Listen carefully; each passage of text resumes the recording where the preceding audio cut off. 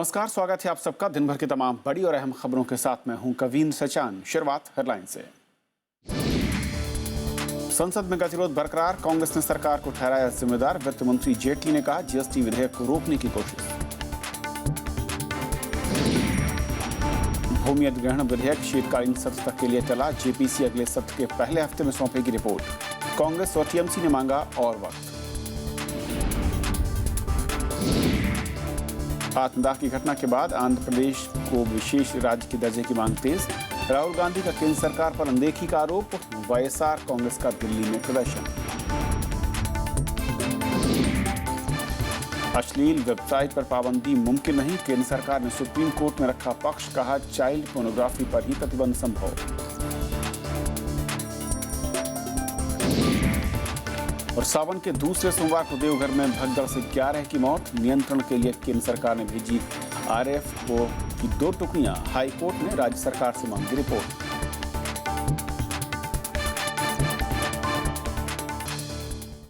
और आइए देखते हैं पहली खबर।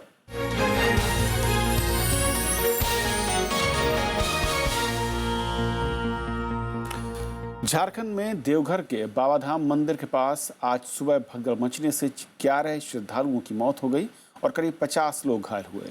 बैद्यनाथ धाम के नाम से मशहूर इस मंदिर में बड़ी संख्या में कांवड़िए जलाभिषेक के लिए पहुंचे थे। प्रधानमंत्री नरेंद्र मोदी और कांग्रेस अध्यक्ष सोनिया गांधी ने हादसे पर दुख जताया है। इधर झारखंड हाई कोर्ट ने इस मामले में राज्य सरकार से रिपोर्ट मांगी है। श्रद्धालुओं के बीच आगे जाने की होड़ एक बार फिर से जाने। देवघर में बेला बगान मोड़ पर बैद्यनाथ मंदिर के पास जलाभिषेक के लिए कतार में खड़े कांवड़ियों में अचानक ऐसी भगदड़ मची कि चारों तरफ चीख पुकार मच गई। बाबा भोलेनाथ के जलाभिषेक के लिए आए श्रद्धालु एक दूसरे पर गिरते चले गए। हम वही संपत्ति के बचा है, कुछ कहाँ पर भागे हम लादे हैं। ये सब प्रशासन का कमी हम लोग के सामने हुआ है। ये लाइन लगा के खड़ा सब रहल है, बस एक बेर म्युनिसिपैलिटी धागा मरल से सब लोग। जख्मी श्रद्धालुओं को अस्पताल में भर्ती कराया गया है। राज्य सरकार ने मृतकों के परिजनों को 2-2 लाख और घायलों को 50,000 रुपए की मदद देने का ऐलान किया है। नहीं, ये बहुत दुखद घटना है और इस घटना की जानकारी आदरणीय प्रधानमंत्री जी ने सुबह सुबह ली है। हमने पूरी स्थिति घटना की बता दी कि भगदड़ के कारण इस तरह की घटना हुई है और राज्य सरकार ने तय किया कि प्रत्येक मृतक कांवड़ियों को 2 लाख रुपया और जो घायल कांवड़िया उनको 50,000 रुपया राज्य सरकार देगी। यहाँ 11, 12 या 100 का सवाल नहीं है। मौत एक भी हो तो ये हम सबों की जिम्मेवारी बनती है कि हमने जो है उनको अच्छी सुविधा नहीं दी और अच्छा पूजा नहीं करा पाए। केंद्र सरकार, राज्य सरकार और व्यक्तिगत तौर पर सांसद होने के नाते मैं सभी अपनी जिम्मेवारियों से भाग नहीं सकते, एक दूसरे के ऊपर जिम्मेवारी फेंक नहीं सकते। प्रधानमंत्री नरेंद्र मोदी ने झारखंड के मुख्यमंत्री रघुवर दास से बात कर घटना की जानकारी ली। केंद्रीय गृह मंत्री राजनाथ सिंह ने कहा कि रैपिड एक्शन फोर्स की टीम देवघर भेजी गई है। पूरे श्रावण मास में दर्शनार्थियों के लिए सभी प्रकार की सुविधाएं वहां पर और मुहैया हो सके, उनकी सुरक्षा सुनिश्चित हो सके, उन्होंने मुझसे फोर्स भी मांगा है और मैं तुरंत ही मैंने आदेश किया है कि एक रैपिड एक्शन फोर्स देवघर के वहां के यात्रियों की सुरक्षा के लिए, सुविधा के लिए मुहैया कराई जाए। 12 ज्योतिर्लिंगों में से एक बाबा बैद्यनाथ धाम की पावन नगरी में आस्था का जनसैलाब हर साल उमड़ता है। सावन में यही स्थिति रहती है। इस जनसैलाब को संभालना हमेशा से ही चुनौतीपूर्ण रहा है। Bureau report, Rajya Sabha TV. और इस पूरे मसले पर और बातचीत करने के लिए हमारे साथ बीजेपी के सांसद पशुपतिनाथ सिंह साहब हैं, जो कि लोकसभा सांसद हैं। धन्यवाद से आपका स्वागत है सर। धन्यवाद। जो हुआ, मैं कहूँ कि झारखंड में आपके इस इलाके में जिस तरीके से इंतज़ाम थे, क्या लगता है कोई एक कमी रही साफ तौर पर जिसके चलते इस तरह की भगदड़ हुई है, या फिर अनुमान से कहीं ज़्यादा लोगों का पहुंचना, श्रद्धालुओं का पहुंचना एक बड़ा कारण है? जिस तरह से बाबा बैद्यनाथ पर लोगों की आस्था बढ़ रही है, लगातार बढ़ रही है, और ख़ासकर जो सोमवार का दिन होता है वो बहुत श्रावण का महत्वपूर्ण होता है, और जिस दिन जलाभिषेक करना लोग चाहते हैं और बड़ी मात्रा में लोग कंवरिया, डाक कंवरिया या दर्शनार्थी जो जलाभिषेक करना चाहें वे पहुंचते हैं। और इस बार निश्चित रूप से मुझे लगता है कि बहुत बड़ी संख्या बाबा बैद्यनाथ का दर्शन करने के लिए पहुँचे।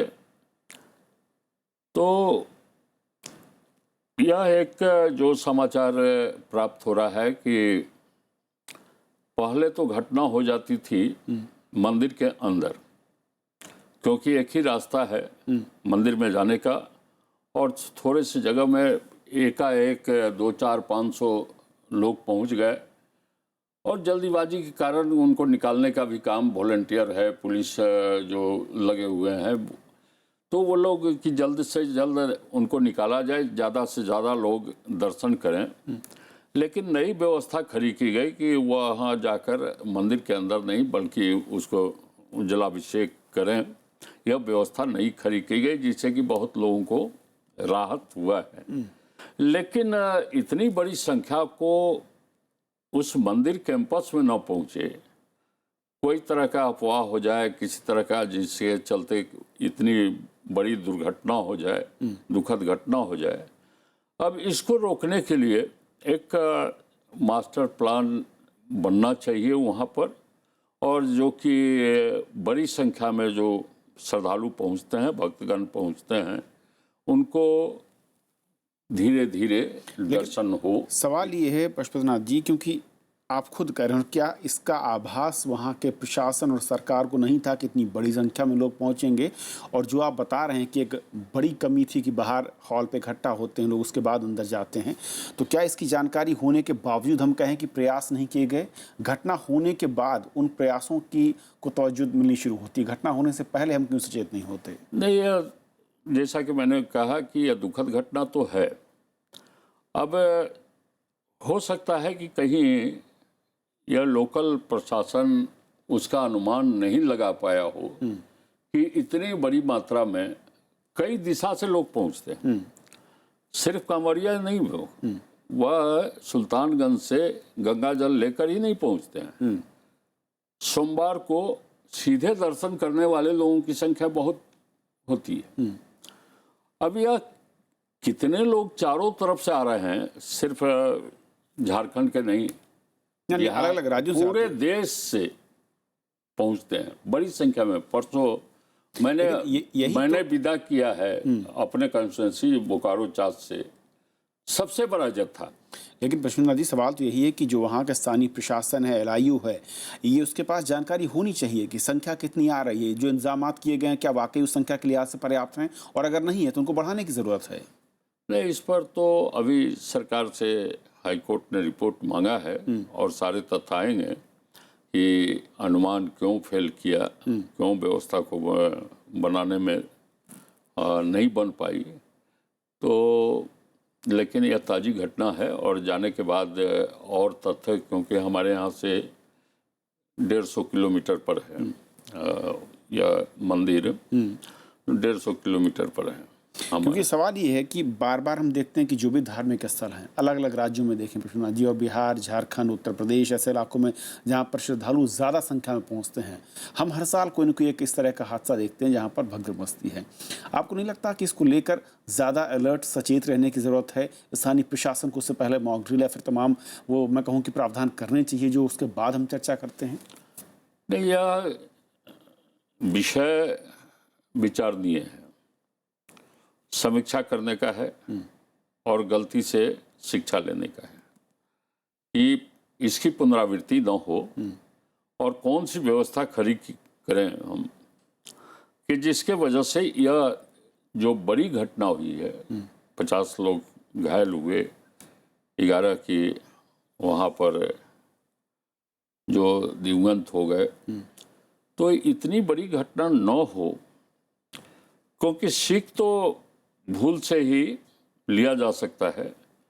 अब अनुमान लगाने के बाद वह चारों तरफ जो लाउड स्पीकर वगैरह लगे रहते हैं, जिससे लोगों से आग्रह करना कि वहाँ पर न जाएं, बहुत संख्या जुट गई है, थोड़ा इंतज़ार करें, तो कई प्रकार के प्रिकॉशन लिया जा सकता है।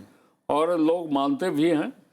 मैं भी गया हूँ, 5 बार कांवड़ लेकर गया हूँ, और दर्शन तो पता नहीं कितनी बार किया। लेकिन इस बार जो वहाँ के मुख्य पंडा हैं, उनसे मैंने संपर्क किया कि सावन में आना चाहते हैं, तो उन्होंने खुद कहा कि श्रावण में बहुत ज़्यादा भीड़ रहता है, श्रावण में मत आइए। तो कम से कम स्थानीय प्रशासन को, मेरा जिस तरीके से हम देख रहे हैं कि जो घटनाक्रम है, घायल लोगों की मौत है, 50 से ज़्यादा लोग घायल हुए हैं, सवाल ये कि इस तरह की घटना की पुनरावृत्ति ना हो और सरकारें जो हैं वो ऐसे आयोजनों से पहले व्यवस्था को लेकर ज़रूर एक बार रीचेक करें। बहुत बहुत शुक्रिया हमसे बातचीत करने के लिए आपका सर। तो ये थी हमारी पहली खबर। छोटा सा ब्रेक, और ब्रेक उस पर दिन भर की दूसरी बड़ी खबर।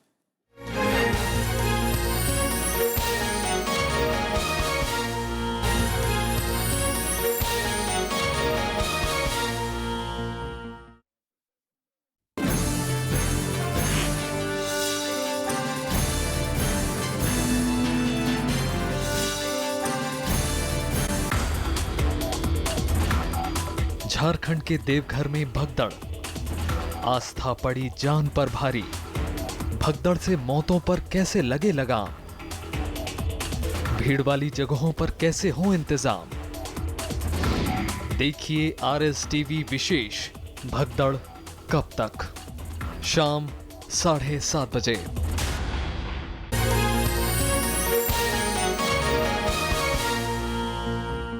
संसद में सरकार और विपक्ष के बीच जारी गतिरोध बरकरार है, जिसके चलते राज्यसभा की कार्रवाई आज भी नहीं चल पाई।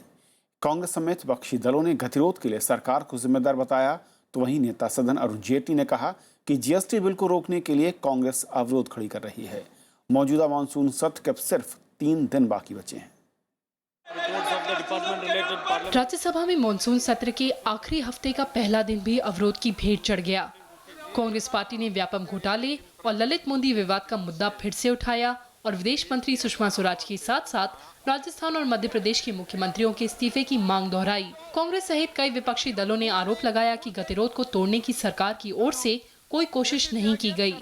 जो गतिरोध चल रहा है दोनों सदनों में, उसको खत्म करने के लिए मैं ये स्पष्ट करना चाहता हूँ कि ऐसी कोई मीटिंग नहीं हुई थी। ये हमने नहीं देखा कि जो रूलिंग पार्टी है उसकी तरफ से जो हालात बने हुए हैं, उन हालातों में कोई भी बीच का या अलग तरीके का रास्ता आपने कभी नहीं दिया। हठधर्मिता हमने बहुत देखी, लेकिन कभी ऐसी हठधर्मिता नहीं देखी। और मैं निश्चित मानता हूँ, अगर प्रधानमंत्री जी सदन में आकर बात करते, अगर प्रधानमंत्री जी एक दिन में मीटिंग बुलाते सबकी, तो शायद कुछ समाधान निकलता, कहीं ना कहीं कुछ हो सकता है। लेकिन सरकार की ओर से कांग्रेस के इस आरोप को पूरी तरह नकार दिया गया। नेता सदन अरुण जेटली ने कहा कि कांग्रेस सिर्फ व्यवधान डालने की कोशिश कर रही है और GST बिल को पारित होने से रोकने के लिए अवरोध पैदा कर रही है। His party has consistently taken a stand that they are for a disturbance and they will not allow the proceedings to go on. So we get an uneasy impression. We get an uneasy impression that the issue of the external affairs minister is only a pretext. Their real reason is they don't want the constitution amendment on the GST to be cleared in this session. आसन ने भी सरकार और विपक्ष को आपसी बातचीत के जरिए गतिरोध तोड़ने की सलाह दी। So in a democracy, government and opposition are both equally important. For running the house, both are responsibility. Both should come halfway. You meet, discuss and try to find out a solution. आसन की ओर से हुई इस appeal का कोई असर नहीं हुआ। अवरोध की वजह से सदन की कार्यवाही कई बार स्थगित करनी पड़ी। कृति मिश्रा, राज्यसभा टीवी। राज्यपालों की नियुक्ति को लेकर भी विपक्षी दलों ने आज सरकार पर सवाल खड़े किए। कांग्रेस समेत कई दलों ने आरोप लगाया कि राज्यपालों की नियुक्ति से पहले केंद्र की ओर से संबंधित राज्यों के मुख्यमंत्रियों तक को भरोसे में नहीं लिया गया। JDU नेता केसी त्यागी ने इस मुद्दे पर चर्चा के लिए राज्यसभा में नियम 267 के तहत कार्य स्थगन प्रस्ताव को नोटिस भी दिया था, जिसे बाद में अस्वीकार कर दिया गया। हाल ही में बिहार और हिमाचल प्रदेश में नए राज्यपालों की नियुक्तियां की गई हैं। नीतीश कुमार जी को रेडियो में समाचार सुनने कि श्री कोविंद त्यागी जी वहाँ के गवर्नर बने। Okay, now you conclude. तो जब दैट्स आप ओके। रहेंगे अपोजिशन में, त्यागी जी, आपके स्टैंडर्ड दूसरे, ओके त्यागी और जी जब प्लीज, सरकार में आएंगे जो आपके स्टैंडर्ड त्यागी जी ओके। ये जो अपॉइंटमेंट है ये मुख्यमंत्री के बगैर सलाह मशवरा के हुआ है, तो लोग वहाँ के चिंतित हैं कि आपका क्या इसके पीछे क्या मंशा है। इस मंशा के बारे में इनका कहना है कि ये परंपरा आपको नहीं तोड़ना चाहिए थी, और कोई ऐसा नहीं कि आपके अपॉइंटमेंट पे कोई विरोध होता, आपको अधिकार था, लेकिन सलाह मशवरा करके करते तो दोनों के रिश्ते ठीक रहते। ये सही है कि राष्ट्रपति आपकी सलाह पर राष्ट्रपति जिसे चाहे उसको बना दे गवर्नर, इसमें दो राय नहीं, लेकिन परंपराओं का अगर निर्वाह नहीं करेंगे, अगर थोड़ा बहुत भी कर्टसी नहीं निभाएंगे, जिस मुख्यमंत्री को गवर्नर से डील करना है, रोज बात करना है, रोज गवर्नर कहेंगे कि उनकी सरकार है, सरकार तो गवर्नर कहते हैं कि हमारी सरकार है, और उसके बाद वो मुख्यमंत्री को आप कॉन्फिडेंस में भी नहीं लेंगे। मुख्यमंत्री क्या मना कर देते कि रामनाथ कोविंद को आपने कर दिया, तो वो कहेंगे कि मत करिए। ये उनको टेलीविजन से मालूम पड़े, ये अच्छी बात नहीं है। राज्यसभा की तरह लोकसभा में भी कार्यवाही शुरू होते ही व्यापम और ललित मोदी विवाद का मुद्दा उठा। इस बीच समाजवादी पार्टी प्रमुख मुलायम सिंह यादव ने चर्चा के जरिए गतिरोध का हल निकालने की वकालत की। हालांकि स्पीकर की ओर से बुलाई गई कई दलों की बैठक में भी गतिरोध तोड़ने में नाकामी ही हाथ लगी। 25 सांसदों के निलंबन की अवधि खत्म होने के बाद सोमवार को कांग्रेस सहित कुछ विपक्षी दलों के सांसद लोकसभा में लौटे, लेकिन विपक्ष के रुख में कोई बदलाव नहीं आया। ललित मोदी विवाद को लेकर सदन के भीतर और बाहर कांग्रेस के विदेश मंत्री सुषमा स्वराज पर हमले जारी हैं। ये सिर्फ अपने तरफ से वक्तव्य देने से समाप्त होने वाला नहीं है। उन्होंने जो किया है और उन्होंने जो कदम उठाया है वो देश के हित में तो नहीं उठाया। उन्होंने जो सपोर्ट किया है मानवीय का आधार पे नहीं, ह्यूमैनिटेरियन ग्राउंड पे नहीं, उनके और उनके संबंध थे। ये एक कमर्शियल बोलिए। आपके बैंक अकाउंट में, आपके परिवार के बैंक अकाउंट में ललित मोदी जी का कितना पैसा आया है, सीधा बता दीजिए, हाउस चल जाएगा। लेकिन इस बीच विपक्षी दलों में से समाजवादी पार्टी के रुख ने सरकार को थोड़ी राहत जरूर दी। समाजवादी पार्टी प्रमुख मुलायम सिंह यादव ने गतिरोध के बजाय बातचीत से रास्ता निकालने की वकालत की। जब बुलाती ही नहीं आप, बुलाया है,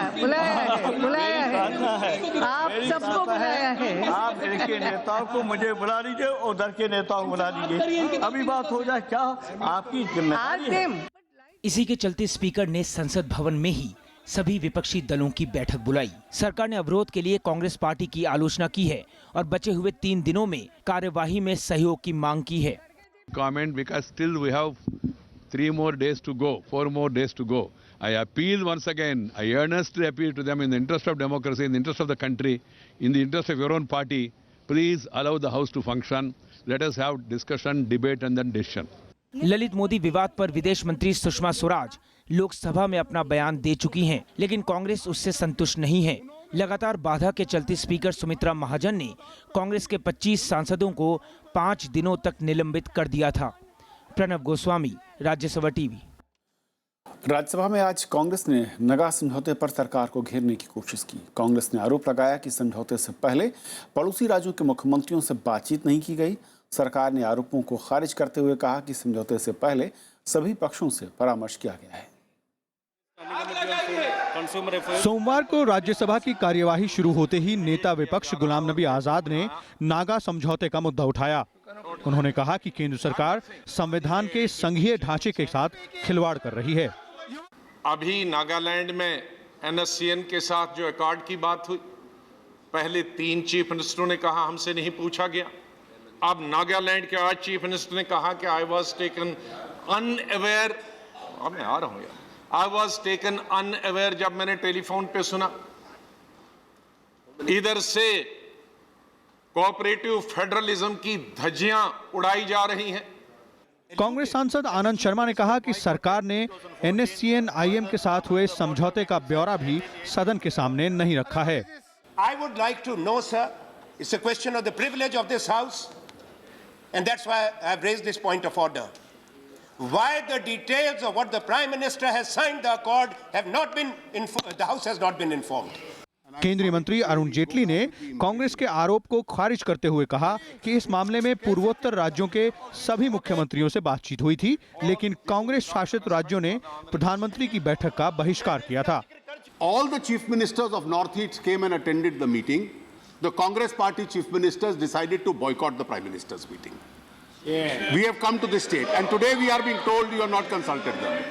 The Congress party chief ministers welcomed the Naga Accord by tweeting in its support, and under pressure of their leadership, they were asked to delete that tweet. केंद्र सरकार ने पिछले हफ्ते national socialist council of Nagaland (IM) गुट के साथ शांति समझौता किया था। इस मौके पर प्रधानमंत्री नरेंद्र मोदी ने इसे ऐतिहासिक कदम बताया था। हालांकि कांग्रेस शासित असम, अरुणाचल प्रदेश और मणिपुर के मुख्यमंत्रियों ने समझौते के पहले उनसे बातचीत नहीं करने का आरोप लगाया था। विशाल दहिया, राज्यसभा टीवी। भूमि अधिग्रहण बिल पर बनी ज्वाइंट पार्लियामेंट्री कमेटी की रिपोर्ट संसद के मौजूदा सत्र में नहीं आएगी।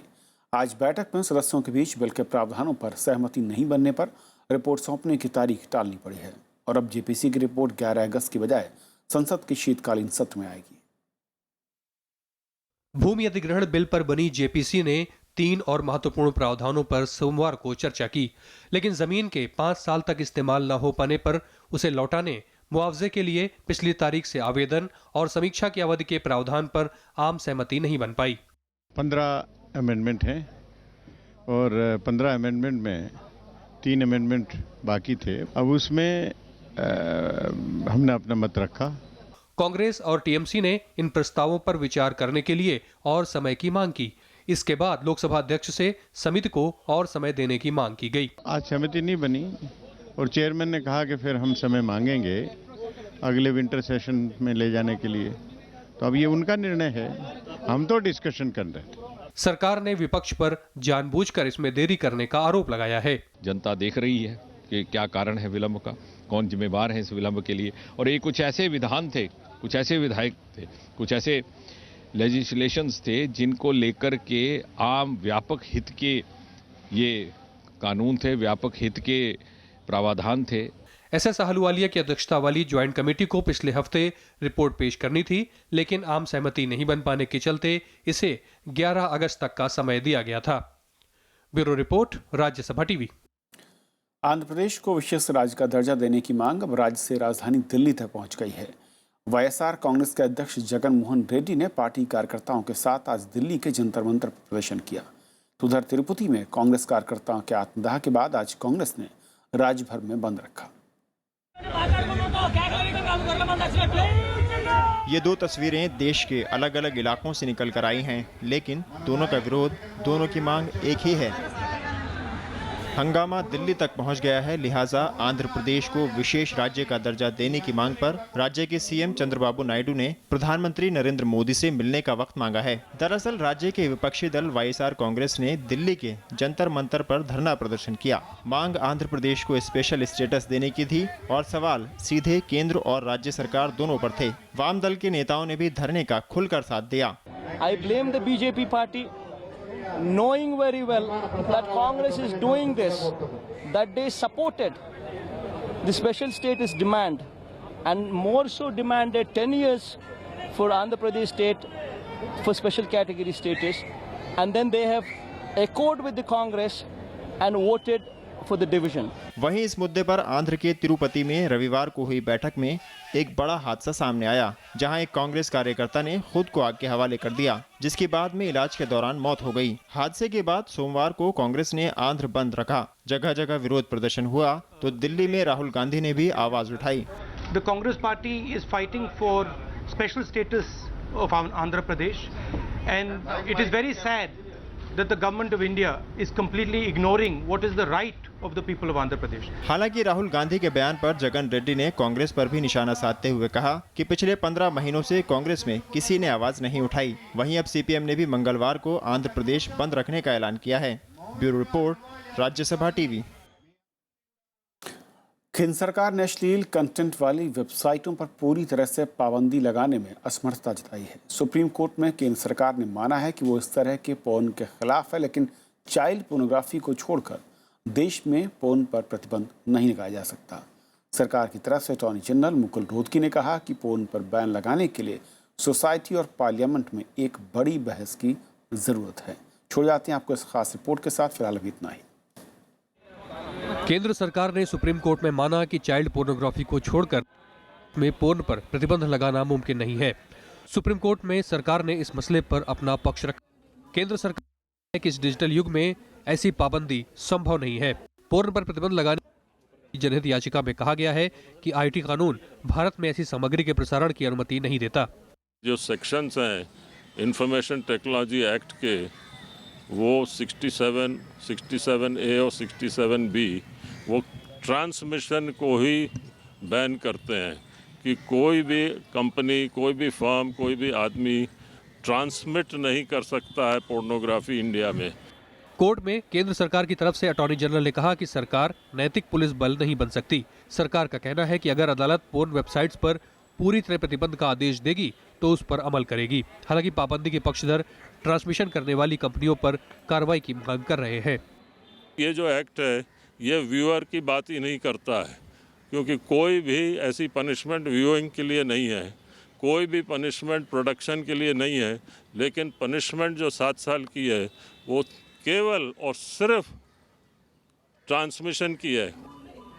इससे पहले केंद्र सरकार ने इंटरनेट सर्विस देने वाली कंपनियों को ब्लॉक किए जाने वाली 857 वेबसाइट की लिस्ट सौंपी थी, जिसमें पोर्न कंटेंट उपलब्ध थे। लेकिन इस पर विवाद के बाद सरकार को आदेश बदलना पड़ा। बाद में सरकार की ओर से कहा गया कि कई ऐसी साइटों को भी प्रतिबंधित कर दिया गया है जिनमें अश्लील सामग्री नहीं है। बीते महीने सुप्रीम कोर्ट ने भी भारत में पोर्न वेबसाइट को ब्लॉक करने के लिए अंतरिम आदेश देने से मना कर दिया था। विपिन चौहान, राज्यसभा टीवी।